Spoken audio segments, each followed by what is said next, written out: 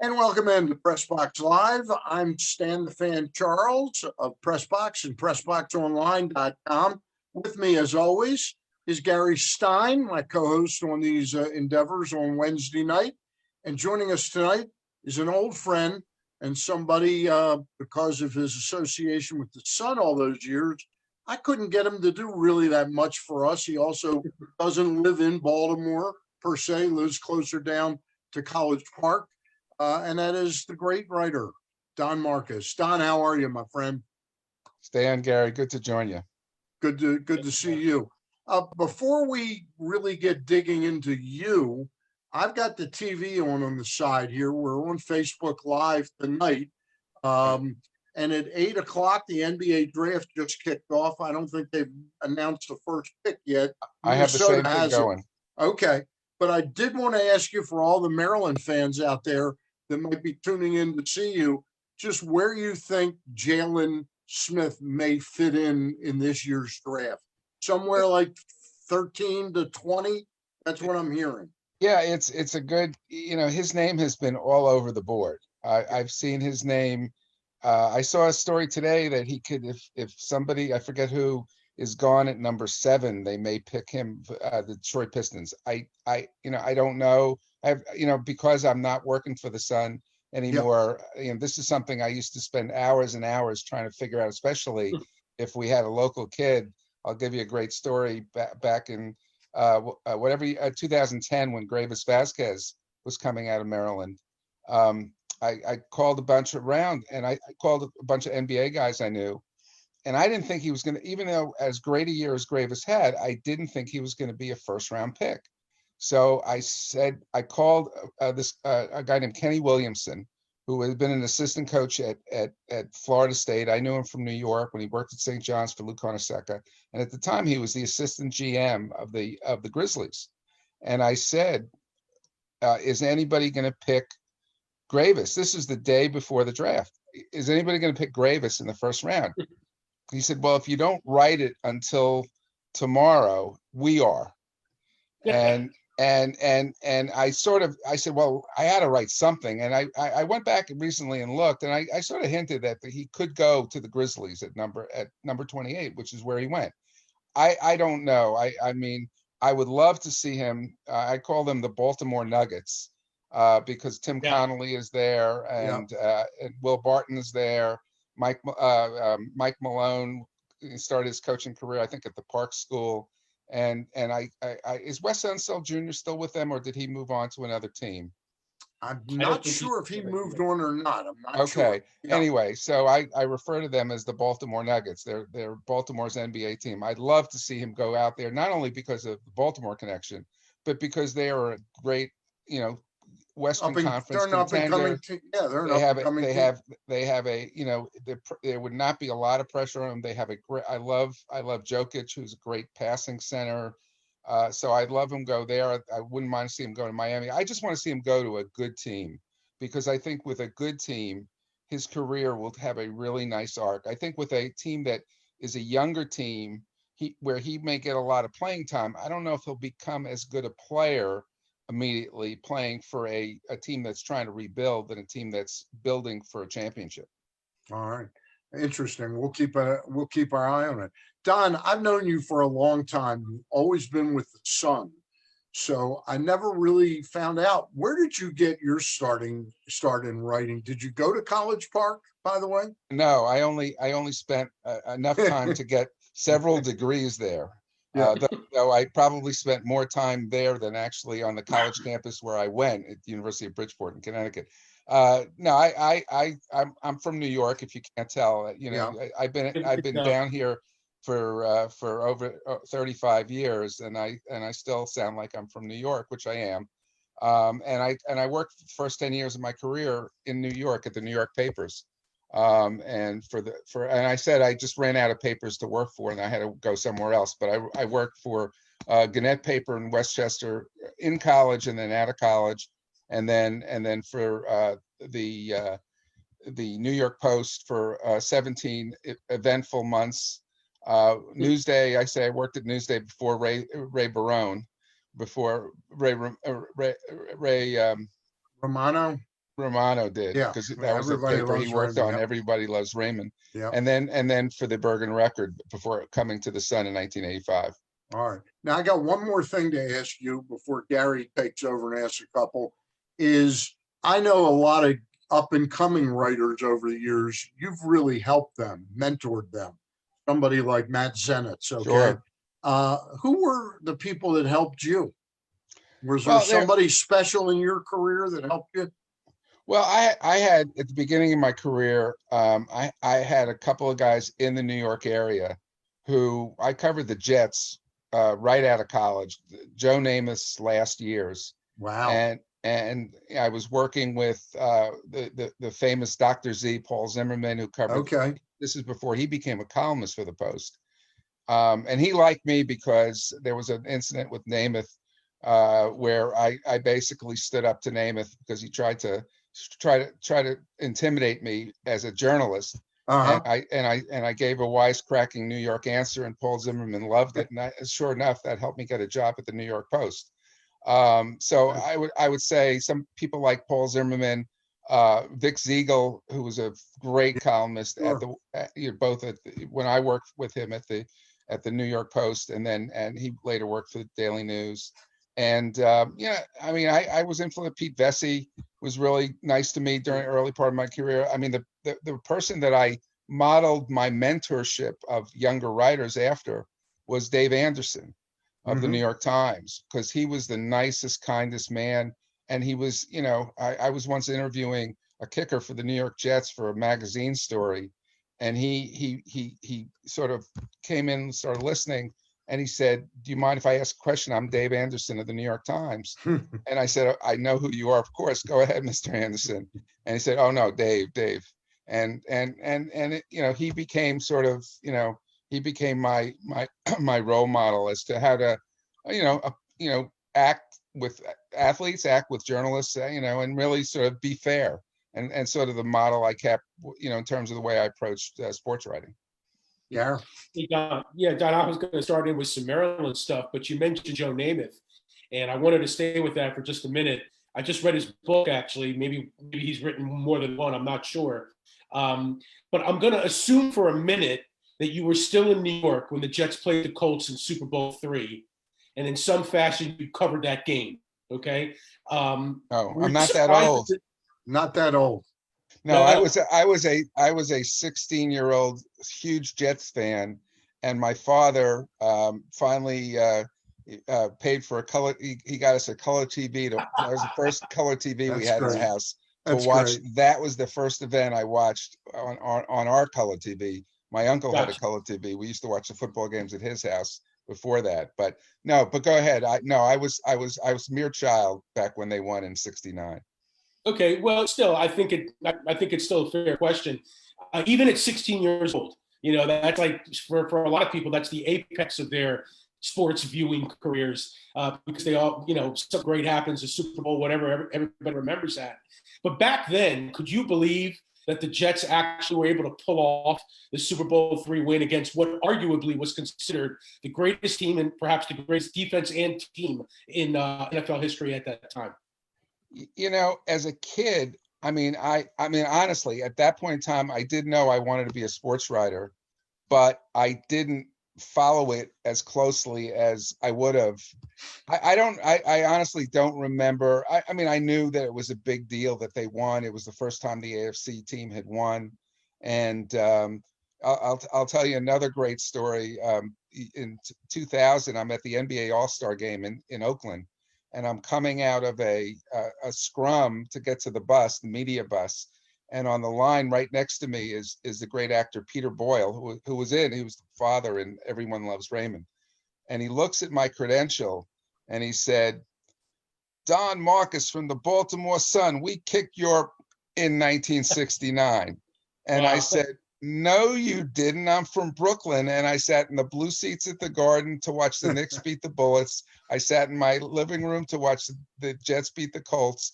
And I sat in my math class, and I was the guy giving all the scores in my 11th grade math class, because my teacher knew I was a big Mets fan, giving all the scores from the Mets and the Orioles that year.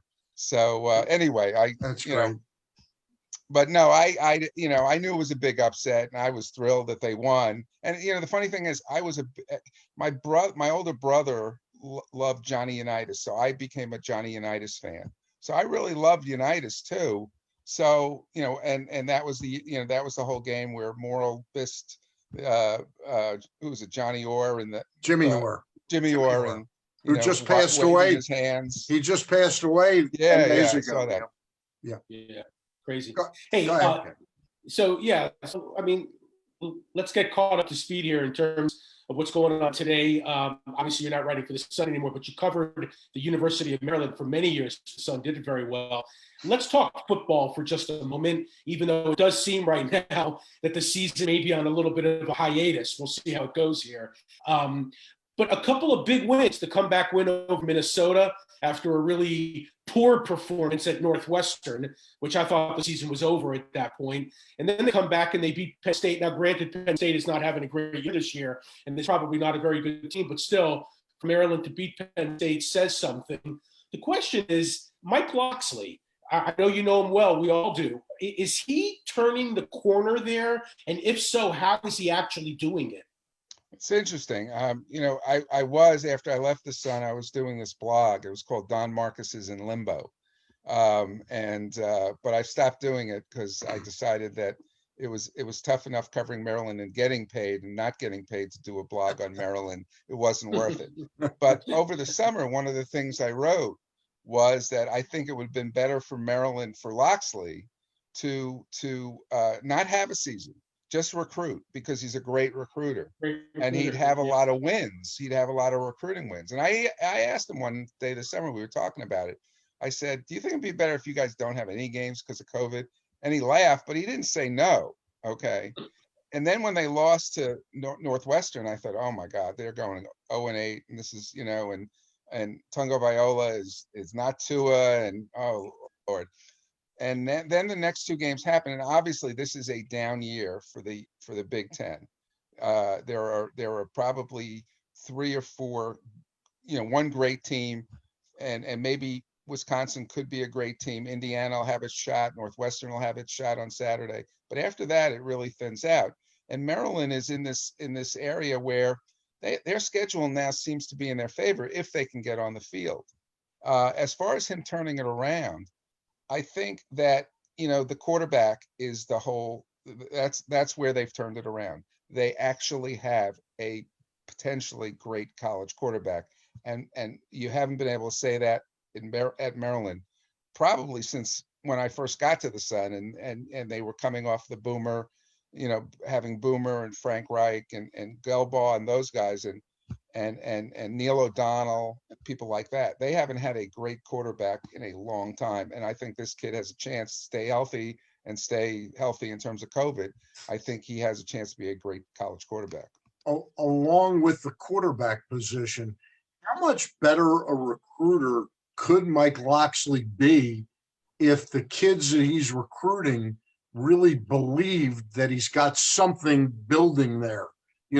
He hasn't even been able, and he's only been there one season as a head coach, but he hasn't been able to recruit off of some hope. He's just recruiting on relationships.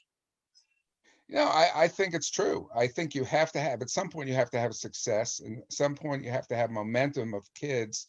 I remember when Randy Edsall brought in Stefan Diggs, and he said Stefan Diggs was going to be the Pied Piper.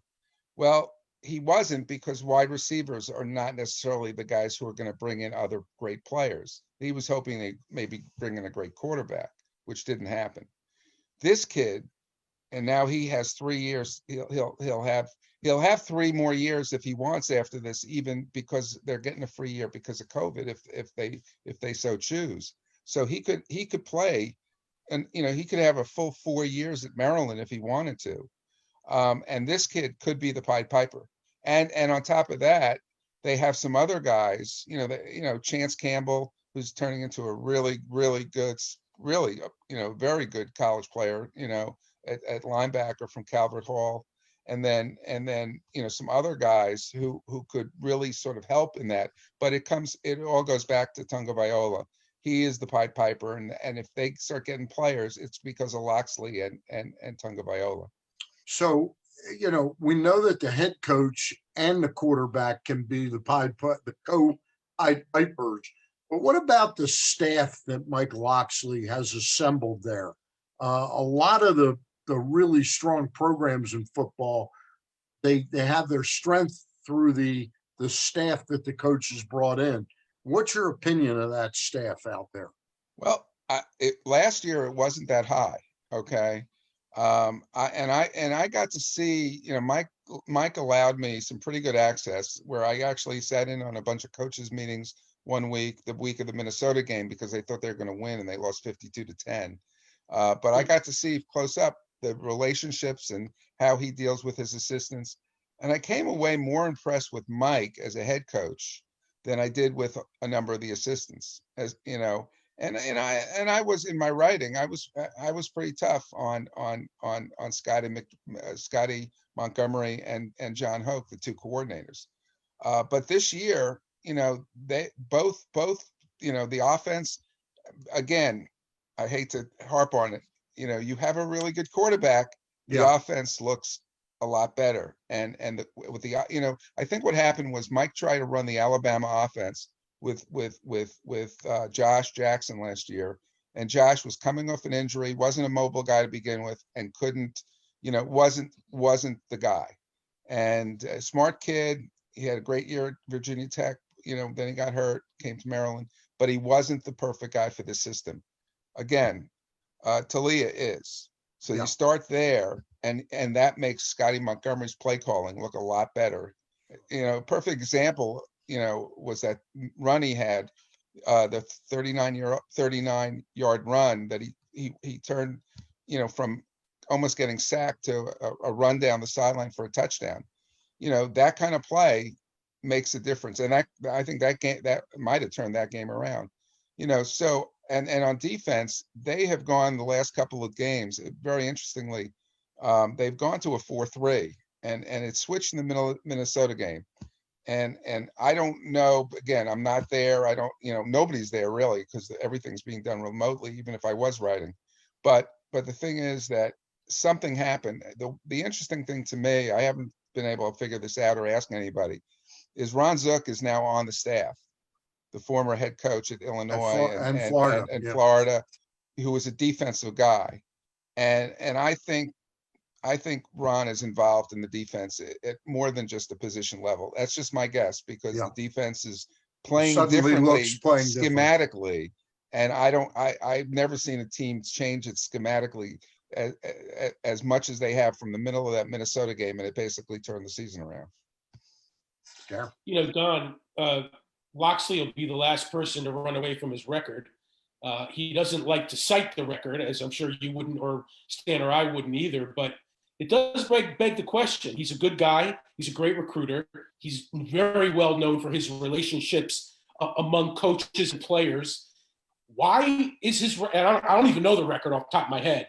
But I probably wouldn't know it now if I was still writing, because I'd probably be right. I probably would have written it, 12 times. Right. But it's somewhere in the neighborhood of like 6 or 7 and 35 or something like that. Right. Yeah, I think it was 9 and 40 going into the season. Okay. So it's 11. So it begs the question. Right. Such a good guy, such a good recruiter, such a good relationship guy. I'm assuming he's not a terrible coach. Why was his record 9 and 40 coming into the season? Well, I think that he took a terrible, and he admits that it was not the good, taking the job at New Mexico. He chased a bad job.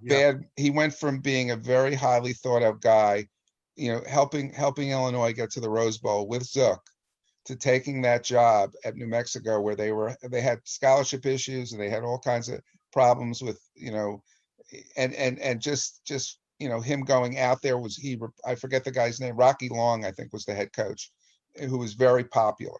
He replaced a very popular guy who had gotten fired because his time had run out, but he was still out there. He's still very popular.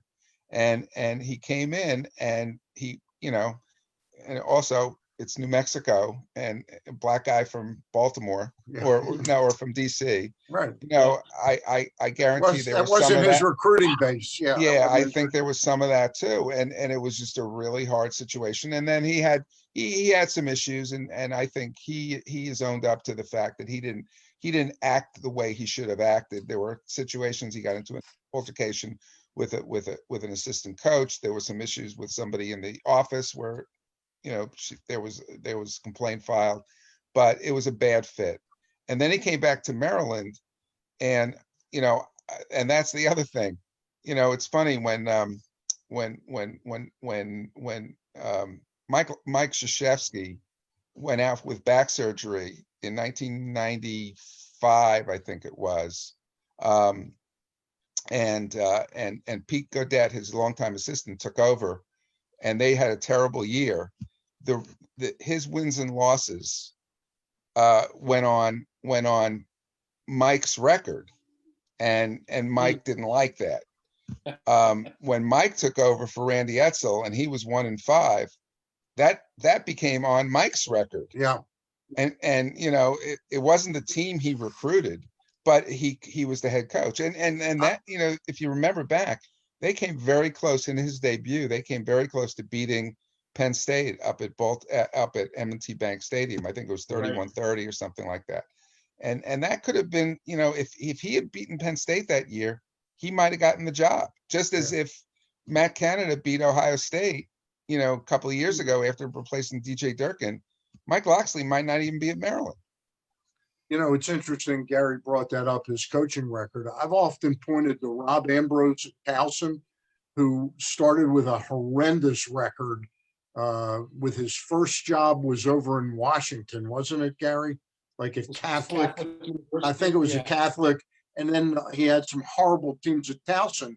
So 3 or 4 years into his career, he had a record very similar to what Mike's is. And the other one is, Gary, you'll remember Tom, the head basketball coach at UMBC, New York guy, Tom Sullivan. Tom Sullivan.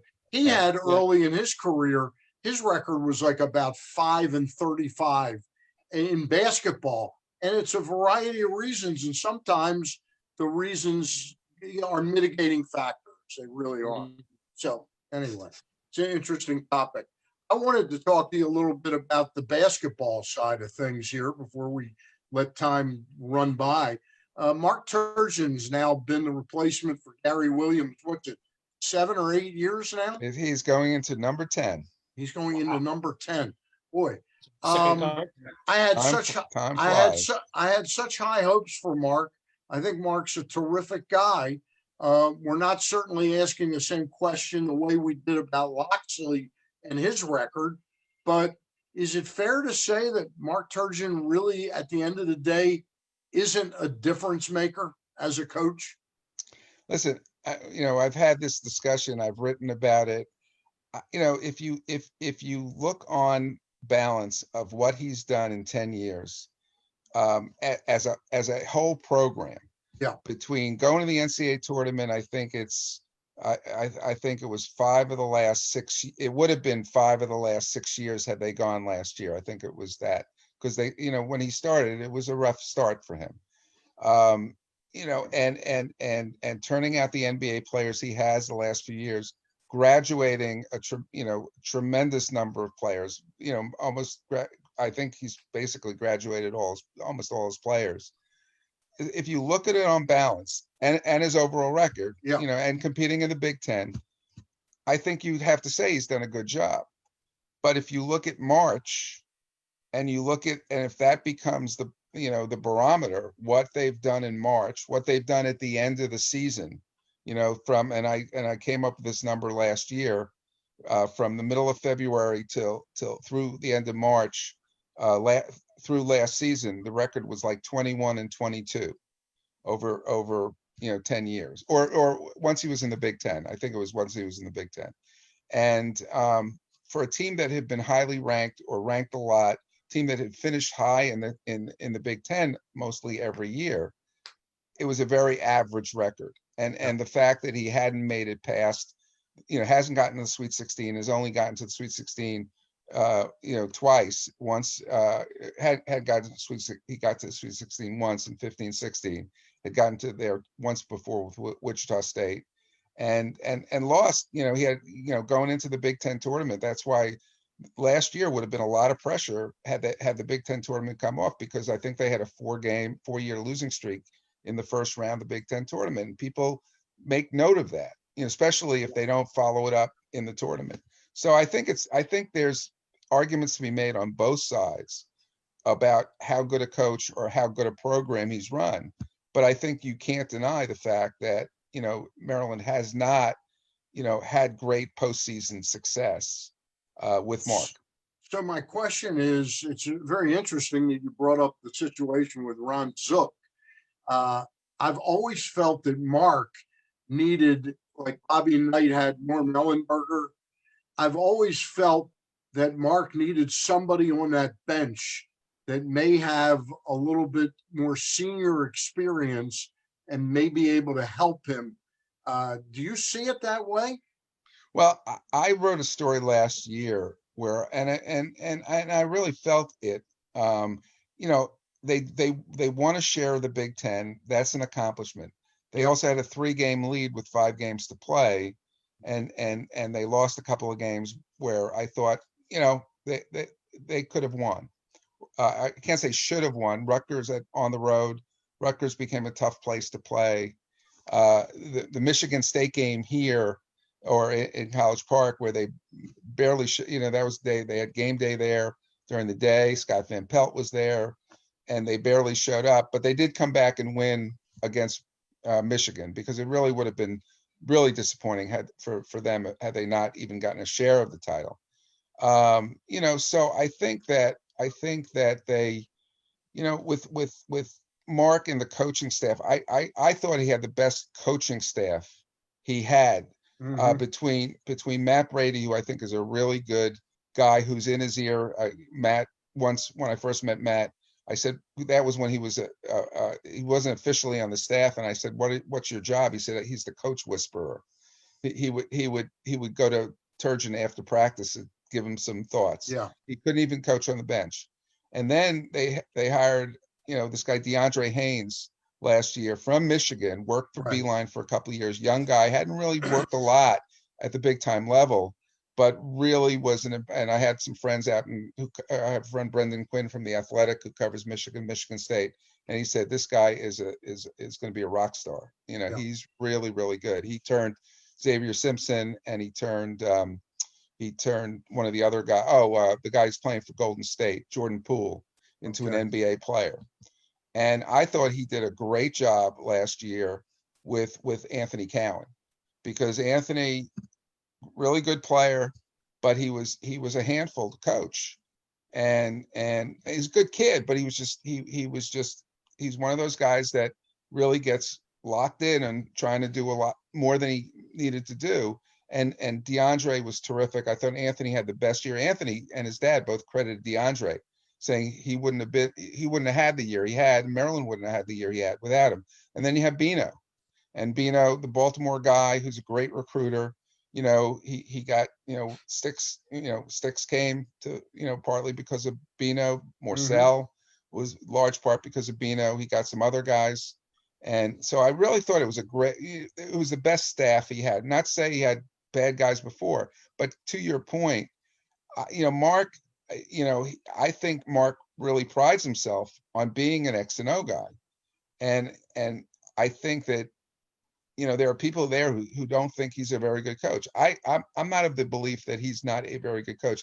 I think he gets I think he gets tight in big games. Yeah. And I think that that to me is where the coaching comes in. I don't know. I mean, because I'm not with him, I don't know if that's a fact, but it just seems that he's a better coach in games that are not that, crucial. Right. Yeah.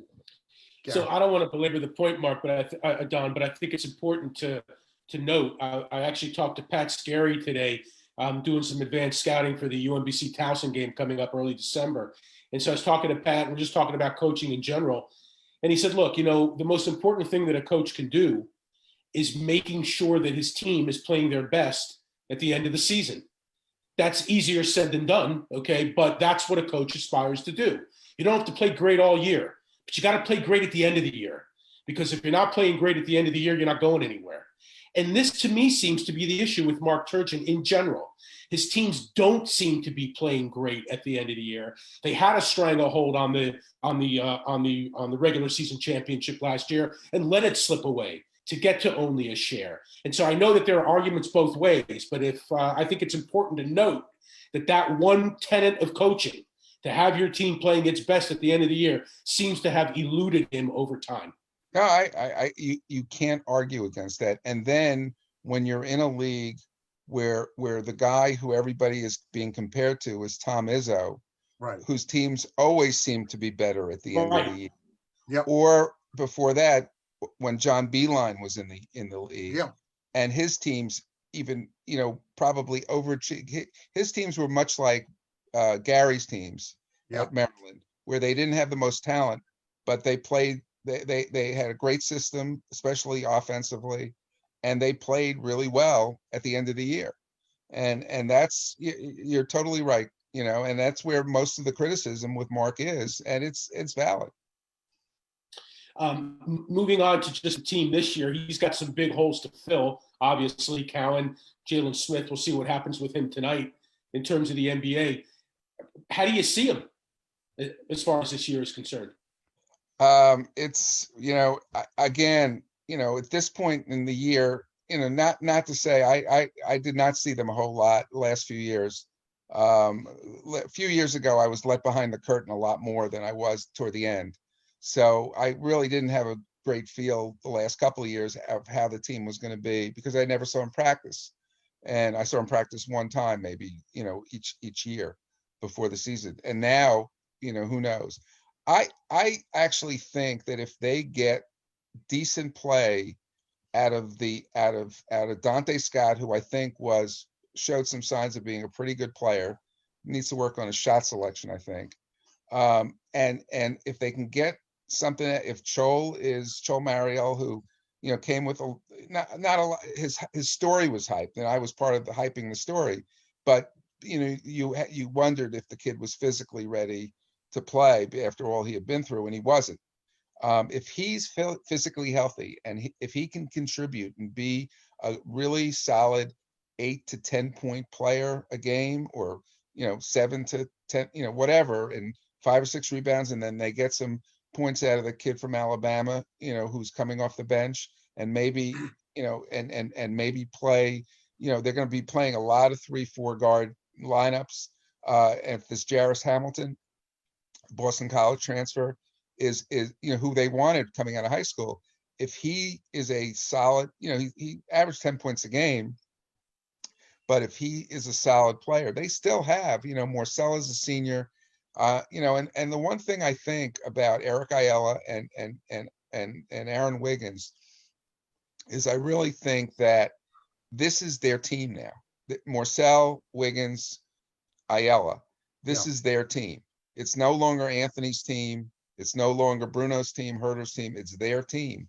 And these guys are talented. I mean, I think Aaron Wiggins has the talent to play in the NBA. So I think that if these guys can really sort of become a core of consistent scorers every night, I think they have a chance. I really do. I mean, it's going to be tough. Big Ten is top heavy with Iowa, Wisconsin, Michigan State. They're all good. Purdue, so Illinois they got their 2 guys came back. DeSumo and Coburn came back. So it's going to be tough. Again, I'm not covering it. I'm glad I'm not, because I would hate to have to cover that non-conference schedule they're playing, which is going to give them absolutely no indication of how good they're going to be. I'm not saying they should do what Mike Bray did, which was schedule everybody good. I saw a joke where they said they're going to schedule the Chicago Bulls at a high school in Chicago also. But I just don't know what the purpose is of scheduling all these teams that are really like 200 and below on the RPI, whatever they call it. I don't know. I know you build confidence, but it's a false sense of confidence. Don, let me pick up there. The guy leading the athletic department is a guy that we don't get to see that much of. And I don't know if that's his fault or the media's fault, but never really hear from him much. What are your impressions of Damon Evans as the replacement for Kevin Anderson? He's been Well, there now about a full over a year as the right. main guy, year and a half probably. Yeah. I've had a very interesting relationship with Damon. Yeah, And from being very cordial to I wrote some things that he didn't like and I wouldn't have liked if I read about myself either. right. And wouldn't talk to me for months and months. And then, we sort of found our way back to each other. I always liked Damon. I mean, I Mhm. always liked him. I thought he from a public face was much smoother and really sort of had a better persona than Kevin did.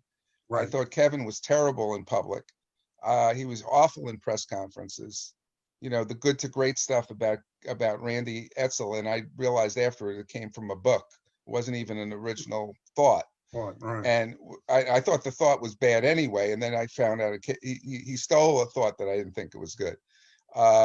But it's hard to first of all, Mike Loxley was the only guy he could hire for that Right. job at that Right. time. He really he actually he's a Georgia guy, and Mel Tucker was on his list. The guys at Michigan State. We're probably not going to see him this weekend. I don't think they're going to play, but Mike made the most sense given what happened with Durkin, with the McNairs and the Yeah. whole lawsuit hanging over them. Mike was the guy who's going to not make the lawsuit go away, but make all the negative publicity go away because he's close with Marty McNair, Right. and they're very close. So he was a great hire at the time, and recruiting. I don't think Matt Canada, had he been hired, could have done the recruiting that Mike has done Sure. in this short time. Okay. So in that sense, if it turns out that it's a good hire, if Loxley turns the program around, I think that, Damon is going to be celebrated. I think, in terms of Turgeon, it's very interesting because, he's going to have, I guess he'll have 2 years left on his contract after this year is up. I don't think they can do anything with any coach right now because of COVID and because of the Yeah. financial implications of COVID. I don't think they're going to fire coaches. There's nobody writing checks. Kevin Plank, I don't think is going to be writing any big checks. Right. So I think they're basically stuck with So, whoever they have. And, so it's going to be hard to judge what Damon does. so this is an interesting follow-up though to that, Don, and then Gary will ask a couple more and then we'll get you out of here. But one of the things I've observed, and it strikes me always funny every time I talk about Turgeon, I'm off on how long he's been here. The fact that he's in year 10, one of the byproducts of what he's been unable to accomplish down there is little chinks each year. It's like dying by 50,000 cuts or something like that. What once was like this unbelievable support for Maryland Terrapin basketball, I think he's turned it into a lukewarm product in terms of the public's adoration and appreciation for it. Your comments on that? I don't disagree. I think partly it's hard, and people forget that toward the end of Gary's tenure, people thought he had lost, Yeah. lost it, and he needed to be replaced. There were when they had that 40-point loss at Duke, and so I think people forget, that there was a large, not a large segment, but a vocal segment of fans that thought they should have moved on from Gary. But you can't argue with the fact that the fan base. Somebody asked me, before COVID, I was playing basketball like 2-3 days a week, and I'd play in these pickup games with a lot of guys who were Maryland fans. And somebody once asked me, has anybody said anything nice to you about Turgeon in the last 3 years? And I said, not a lot, I mean, there are, yes, I know people, what you said at the beginning, Everybody thinks he's a nice guy. Yeah, And I don't think, listen, I don't think he's as bad a coach as people say. Okay. But I think that the questions about the interest in the program, I used to get in trouble with the PR people because I used to tweet out pictures of half empty stands, student sections. yeah. There was a game against Purdue when the team was ranked a couple of years ago. It was raining out that night. It wasn't snowing, raining out. They played a 6:30 game, and the student section was half, if that, half filled. And I tweeted it out, and people gave me a hard time about it. And I said, if this was Purdue, which was one of my favorite places to go, Mackey Arena, that place would have been rocking at 6:30. That student section would have been filled, rain, snow, ice, whatever. You go to these places in the Big Ten. One of the things I love about covering the Big Ten is you go to Nebraska on a 7-game losing streak, and that place is filled the night after a 15-inch snowstorm. Because there's nothing else to do in Yeah, Lincoln, but Nebraska. exactly. But Yeah. it also speaks to the fan base, Yeah. buying in. And at that point, they were buying into Tim Miles, Right. and they were buying into Yeah. and that's where you go. And I really feel, but the flip side of that is, if they were to get rid of Mark, or if Mark were to leave, Yeah. is there, be careful what you wish for, because who is Damon? His one basketball hire at Georgia did not turn out well. Who is he going to hire? And Would Wojo take the job if he were offered it? Is it a step up? But here's the thing. I love Stevie. I got to see Steve last. We spent some time together down in Orlando when they played. The day before they played, I went out and had a iced tea. It was in the middle of the afternoon with him, and at his hotel. And I was working on a story, but he's not had a great postseason run. They're they don't really love him out in Milwaukee. Yeah. He's done a good job. He had Marcus Howard, but the Hauser brothers left, and he's under a little pressure. Yeah. I don't think there's a natural. I said a couple of years ago, Ryan Odom at UMBC after what they did. But the further I also said, you mentioned Rob Ambrose. When Maryland was looking for a coach a few years ago, when things were going well at Towson, I thought Ambrose might be a great fit at Maryland. Yeah. And after Etzel, but obviously that didn't happen, and they had a couple of tough years. They've turned it around a little bit. So I don't know how much momentum a guy like Ryan Odom would have if that were to happen. So we'll see. I don't think anything. Honestly, I don't think anything is going to happen. I agree. Short term. There is one job that's going to be open. That a coach just resigned, and Mark used to coach there, so we'll see what happens with that Wichita State after the season. But all right, that's something. Gary, you got a couple more, Gary? Yeah, but let me give you an opinion I think you guys are missing in terms of the interest of the program. First of all, in terms of the student section, look, my daughter went to Maryland. She graduated just a couple of years ago. I'm going to tell you something. Students in Maryland are not as into sports as they were years ago. Now, that may have something to do with the basketball team's performance, but I think it has more to do with the kids. The kids are into different things now, okay? So that's number one. I don't think Mark Turgeon has any influence on that at all. The other thing is this. And you may disagree with this. When they left the ACC to the Big Ten, they lost the biggest rivalries of all time. Carolina, Duke, Virginia. I mean, you just can't overcome that so quickly.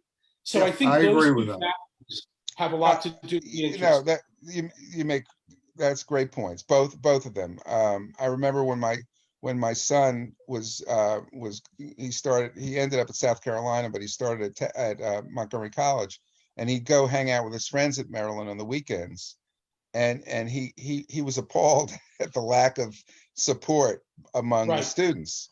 And it's I mean, the demographics of the school are different. The academic profile of the school is different than it was 25 years ago.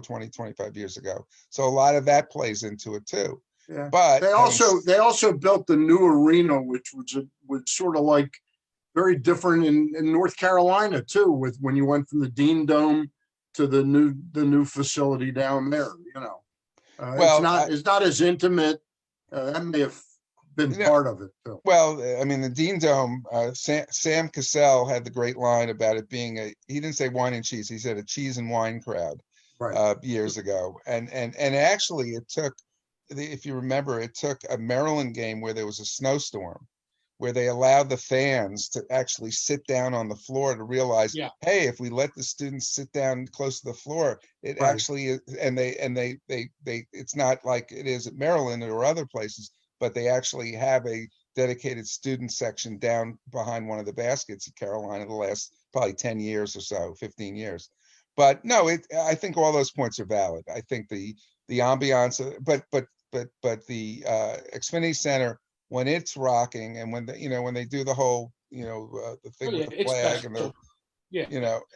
it's a pretty intimidating home court, but you have to have the team and the exciting team, and they've had some really good teams. They've had some really good, Mello Trimble was a stud there, and I know you're the guest, Don, but I've had my feeling about that, and I think that you have to also have the fans believing in the team.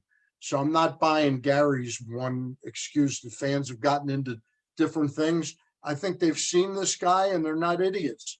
They just don't feel that this guy's taking them to the promised land. Yeah, I think I think that's true, but Stan, I got to tell you, I spent a lot of time on that campus. I know those kids. Yeah. They're just different kids. Yeah, I think Bottom line. Yeah, and I think in general, and I think your point about going to the Big Ten is also true, and especially the fact that with an imbalanced schedule, there are times where they don't play certain teams, so it's hard to build rivalries. Every year, and again, Duke, Carolina, those were things that were built over No question 60 about it. years, and a lot of heated moments over the years with Lefty and Gary and everybody. So I think that's part of it too. And I just think sports has changed because people are watching it on TV more and not going to events because they have, 70-inch screens that they can see better. So I think a lot of it, but I think when you come back to it, if they were generally universally behind who was coaching the program, I think there would be more excitement. And I feel bad because I really like Mark. I think he works really hard. He cares a lot. All those things are true. Yeah. I think part of that, is that, it just hasn't happened in the postseason. They talked about last season being, the year. I'm not so sure that would have been the year last year either. So, Gary, final question for Don Markus. Just we had a chance to chat before the interview, Don. We may not be able to write what you read what you write in the Sun, but that doesn't mean you're not writing, and you're working on a very exciting project. If you want to tell us about it. Sure. Thanks. Well, and first of all, you teach at American University. I teach at American University, and I've turned out. I call them my professional kids. I have Matt Zenitz, who you mentioned, who now who was Alabama Sports Writer of the Year. Yeah. The year he covered Maryland football, I was his sort of ghost editor, and I said he was my 19th student because I had 18 in the class, and so I count him as one of my professional kids. So right after I left the Sun, I put it out on Twitter that I was leaving. People were really nice. And Dave Ungrady, I don't know if you know the name. He's a local journalist down in the DC area. He wrote a book about 2009 or 10 called Born Ready: The Mixed Legacy of Len Bias. It was a pretty honest viewpoint of Bias and the way he died and way he lived, way he died, his legacy. It was called, it was about his mixed legacy. And Dave contacted me, and we're working on a documentary about Len and about a lot of the basketball and also non-basketball stuff, because a lot of the when I was at the Sun, out of sports, I called it my exile on Calvert Street for a couple of years. I was covering cops and courts in Howard County, and I did a story. There was a SWAT team raid in Howard County, and I wrote sort of a national piece about illegal SWAT team raids. And a guy, a professor at Eastern Kentucky, I interviewed, he's sort of the national expert on this. He said it all started with Len Bias. And he told me the story about how the war on drugs, how Bias was used as sort of the poster child for politicians, including, interestingly enough, our president-elect who wrote the 1986 bill that put a lot of people, in jail for very small. Yeah. And he's tried to say that, and I think, I think there have been Black politicians who came to his defense saying even the Black caucus also voted for that bill. It wasn't just Biden. Yeah. But there are a lot of political implications to his death, and we're looking into those as well. So we've been talking to a couple of production companies and things like that, and hopefully, once we're able to go out and start interviewing people again. We started back in February and March, but we sort of had to shut it down because of COVID. Once we were able to do that, hopefully we'll get this project going. So that's been very exciting. All right, that sounds great. Don, it's been fantastic catching up with you. Love to do it again sometime. All No right. problem, guys. Take care. All Have right, a good it's been night. great. For Gary Stein and Don Markus, and we'll be back next Wednesday. And who's our guest next Wednesday, Gary?